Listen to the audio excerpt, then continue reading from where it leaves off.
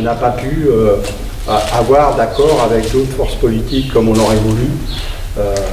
Mais on a aussi, ces derniers temps, là, un certain nombre de militants socialistes qui ont appelé à voter pour Léa parce qu'ils se retrouvaient, comme il n'y avait plus de candidats socialistes sur la circonscription, qui se retrouvaient à travers nos propositions.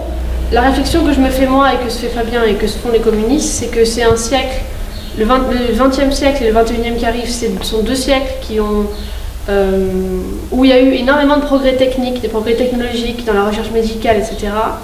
Mais on se rend compte assez rapidement qu'en fait, tous ces progrès-là ne nous profitent pas à nous, en fait. Travailleurs, retraités, jeunes, quelle que soit notre catégorie sociale. Monsieur le maire, bonjour. Bonsoir. Merci de nous recevoir. Et merci à nous tous, parce qu'en fait, c'est la période préélectorale, donc effectivement, toute commune est sollicitée par les différents candidats et candidates, comme vous le savez. Donc je vous ai exprimé à la fois publiquement et même sur le bulletin de liaison municipal, parce que la perche m'a été donnée par l'opposition et j'ai parrainé, donc en première instance, donc j'étais un des premiers maires à parrainer Jean-Luc Mélenchon pour le combat des présidentielles.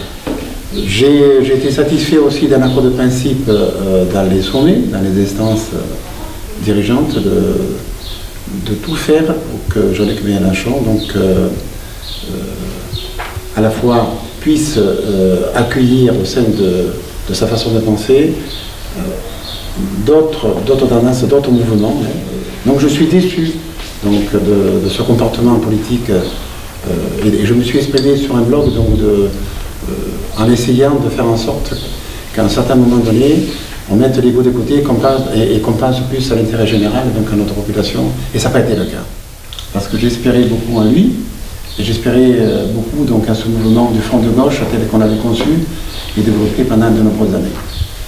Est-ce qu'on veut donc le bien-être de nos citoyens? Parce que je n'ai pas entendu tes propos, tu parlais donc de la protection sociale, tu parlais du droit au travail, à la dignité, tu parlais à tout ça. Effectivement, je ne pense pas que ce soit le candidat Macron, qu'il est dans les milieux financiers, qui puisse nous apporter toutes ces réponses. On n'est pas les seuls. Je peux te dire que, à Combes, je suis de Combes, moi, que des mélenchonistes dans ma famille et des amis, qui étaient mélenchonistes à fond, oui, tu vas voir, ils en sont revenus. Ils ont signé au comité de soutien de Léa, et ils vont voter, tous ces gens vont voter communistes au premier tour. Des jeunes déçus de la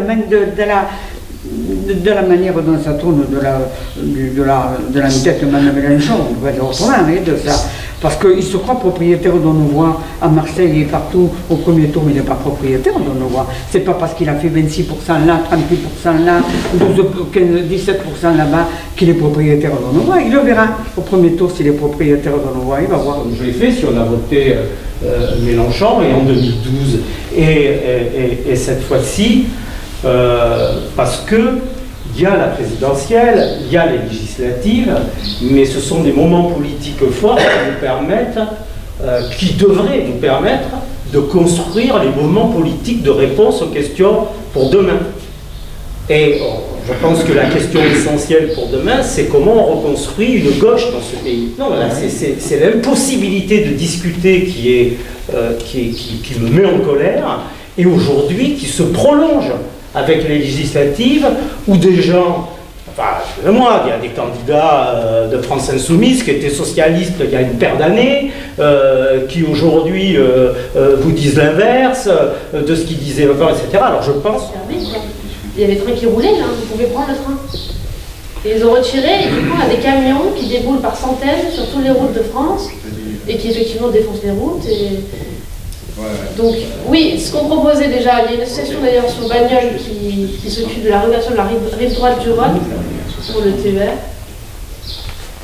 où les communistes ont leur place, mais il n'y a pas que des communistes, hein, effectivement, c'est une bonne illustration de ce que peut être le rassemblement, sur des trucs concrets, sur des objectifs concrets pour la population. Donc le développement de tout ce qui est ferroviaire, qui coûte beaucoup moins cher. Et moi, en plus, en tant que jeune, c'est assez étrange, parce qu'on a grandi dans un monde, moi j'ai grandi dans un monde où à l'école, on nous apprend la fonte des glaces, les ours polaires qui vont disparaître, la montée des eaux. Enfin, on grandit dans une espèce de monde, on a l'impression qu'on ne pourra pas y vivre, qu'il est déjà mort, quoi. Moi, je pense qu'on est vraiment à la croisée des chemins, en fait. Et qu'il faut produire autrement, il faut penser autrement, il faut construire autrement. Et c'est ce qu'on essaie de faire, nous, communistes. Les questions écologiques, elles sont essentielles. Je fais juste une aparté, puisque dans notre circonscription, en même temps, pour peut-être faire des propositions concrètes hein, pour une future députée, ou en tout cas une candidate, parce que c'est en germe, il se passera des choses demain. Est-ce qu'on va continuer à supporter que la route que pour l'essentiel vous avez prise pour venir ici, ça devienne le dévidoir des autoroutes pour contourner les péages.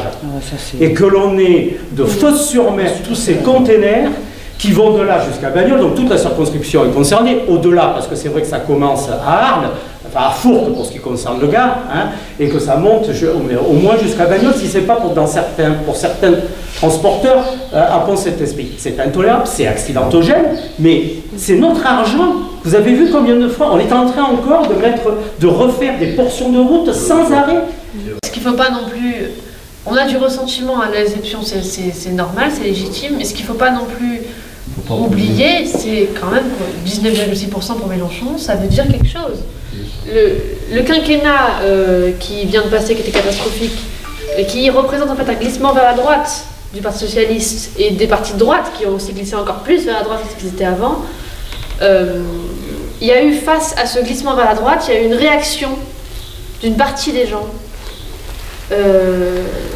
d'une partie des jeunes aussi, vers la gauche, à l'inverse, j'ai envie de dire. Et ça se sent, même si la dynamique elle a déçu certaines personnes, les germes ils sont là, les idées elles sont là. Les gens ils savent maintenant que c'est possible. Moi c'est ce que je ressens en tout cas chez les jeunes que je connais. Et que même si au législatif c'est pas possible, mais il y aura, après les législatives, il y aura un mouvement populaire qui prendra une forme qui reste à définir, qu'on verra d'ailleurs de toute façon. Je pense que ce qui s'est passé pendant cette élection, c'est quand même assez historique.